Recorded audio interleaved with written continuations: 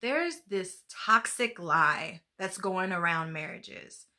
There's a new idol, and it has come along sweepingly through the last 10, 20 years, slowly, progressively becoming something way bigger than it needs to be. And it's the idea of a power couple, that somehow that is hashtag relationship goals, and even the idea of what a power couple looks like is just being framed by social media because it's just the loudest voice. And so what it leaves us with is a generation of married couples that are looking at their spouse saying either you're holding me back from my fullest potential because you're lazy or you don't want enough, or you're looking like, man, I'm not adequate. How am I still with my spouse when they're doing so great and I'm not? When really we're one. And it's killing relationships. And it's killing us when we don't think that we are that power wife to his power husband. And seriously, somebody needs to talk a little bit more about it. So I guess it's going to be us.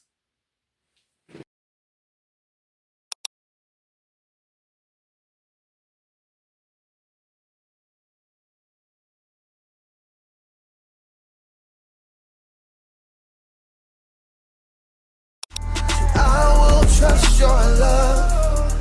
I will trust your words. I will trust your wisdom. Yeah. I will put you first. Just so we're clear, I don't think there's anything wrong with the idea of a power couple as long as you're using it as healthy motivation and you're really striving to be the best that you can be as an individual and also as a couple. So today I'm excited to answer another question that was given to me on Instagram based off of me asking you guys, what do you want me to talk about? And so this topic was right along the lines of how to deal with your husband's season of acceleration when you feel stuck. So let's talk about it. In order to do so, I'm going to bring out 5 points. I try to do 5 to help us along the way to better understand how we should be coping with our husband or our spouse, if their husband's watching, having a season of acceleration and us just feeling like, when is mine coming? Why is this not working out? I want to be happy for him and proud of him, but I also feel stuck. The first thing I'll ask you to consider is that 1, everyone grows at their own pace. This isn't anything new. I know I'm not saying anything profound, but sometimes we have to be reminded of that. And it's common to think, okay, we're one, right? I'm married, we're one person, and he's taking off. So of course, I should be growing as well. It's kind of hard to understand. You almost feel left behind, like I'm the weakest link. Great. But just remember, everybody grows at their own pace. And just because you guys are in the same house doesn't mean that God is going to use you and elevate you or accelerate your growth or whatever potential at the same pace as your spouse. It's just not going to happen. Number 2, remember, his success doesn't equal your failure. Sometimes it's easy to look at the success of your spouse and feel like it's just highlighting your lack of success. And it feels like as if now you're kind of looking at yourself saying, okay, now what you got? You know, you feel like the weaker link and you feel like it's just being highlighted. But remember that his success, it's okay to be excited and thrilled for him, because his success, his acceleration doesn't mean that you're moving like a turtle. It means just that you guys as a couple are accelerating and having success. And it's okay for you to be excited about it and even bask in the success of your spouse. What is this new wave that says like that the wife shouldn't be able to benefit or take any credit for their spouse's success?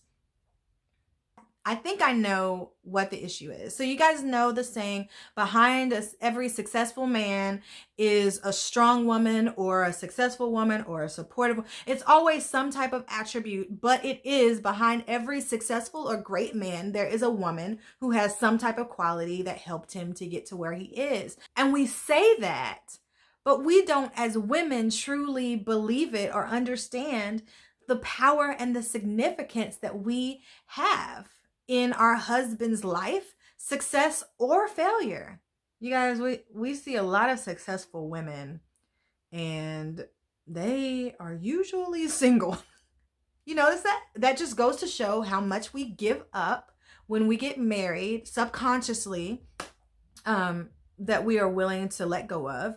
But then it also goes to show that we don't even fully understand how much the success of our spouse is because of something that we did or something that we didn't do. So with that being said, girl, you better write your name on all his work, because that was you, girl.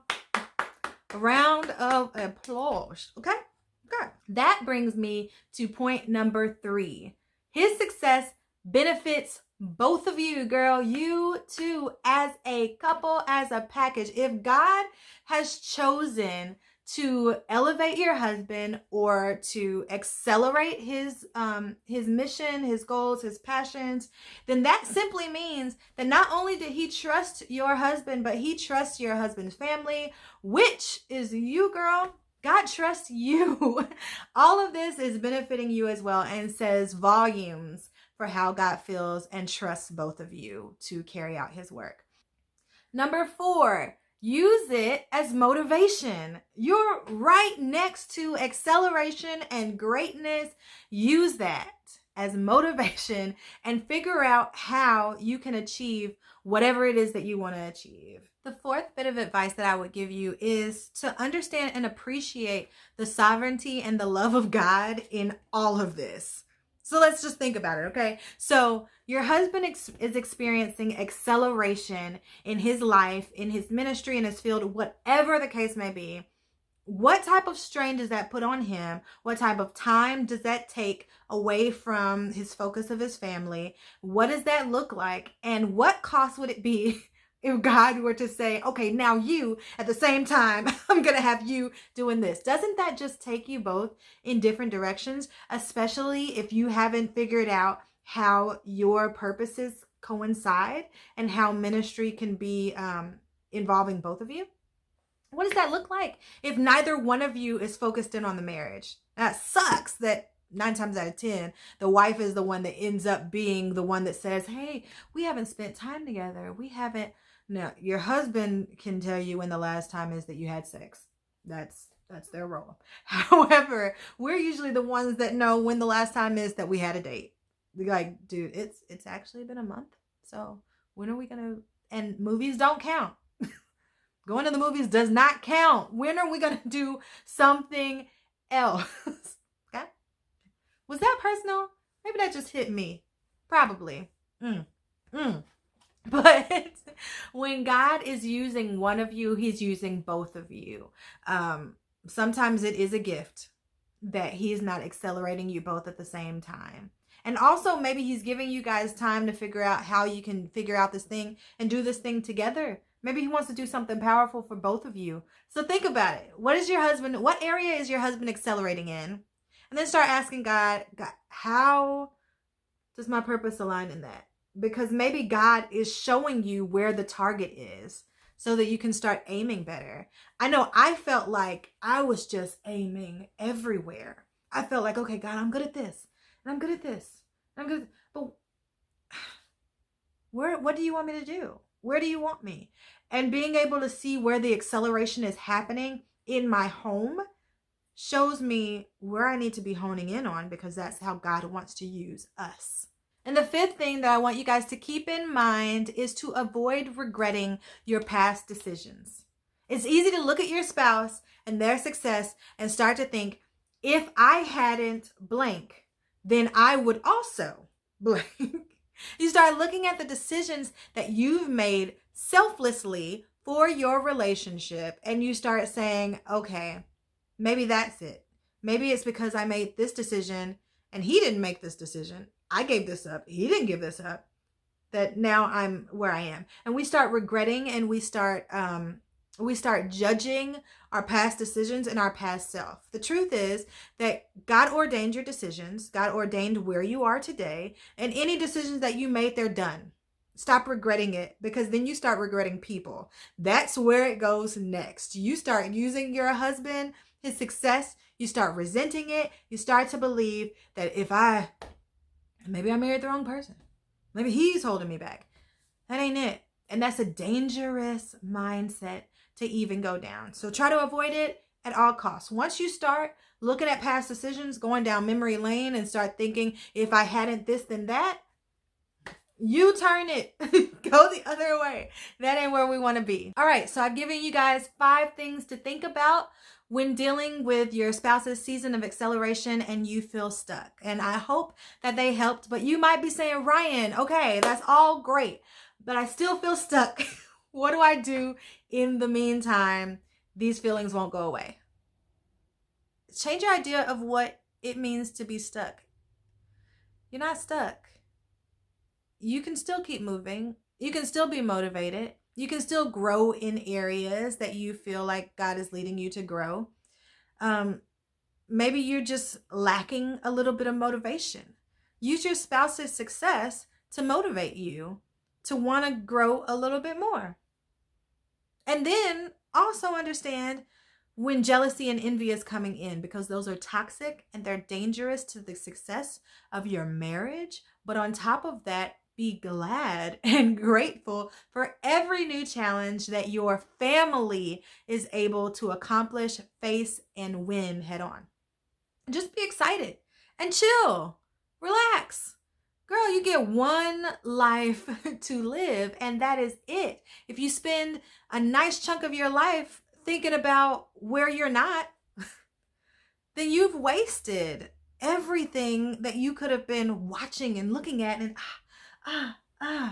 if you're so focused on the destination that you feel like you're supposed to be making it to, then you miss all the pit stops, all the great scenery. You missed amazing photo ops because you're so focused in on, you're not even driving the car.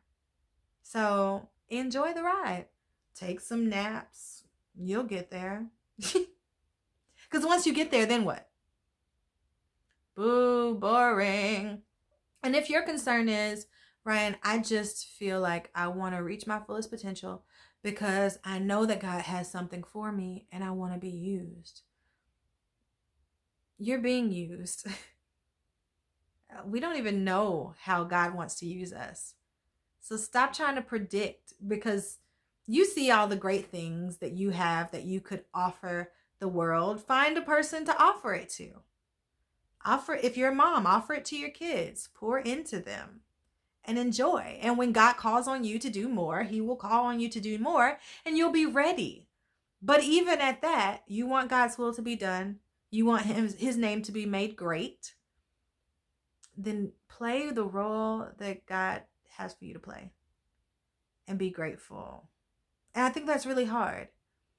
That's really hard, especially when we are attached to husbands that are successful, that we can see all the great gifted qualities in them, but we are also being told and encouraged by our spouse about all the qualities of greatness that we have. And we feel like us being on the same level means that I'm going to do everything that you can do in my area. And that's not necessarily the case. And I could go on and on, but just know that you won't ever know. We won't ever know all the people that we've affected till our lives are over. So just, and I say just, but it's not a just, it's a huge thing. So follow out, play the role that God has you in. And whenever you're called upon to do God's work, do it to the fullest of your ability, the fullest of his ability. Allow yourself to be used and be grateful. Easy peasy lemon squeezy, but not. But thanks, guys. Like, subscribe, comment down below if you have any other suggestions. And yeah, that's it. Please. Is that too? Yeah, it is.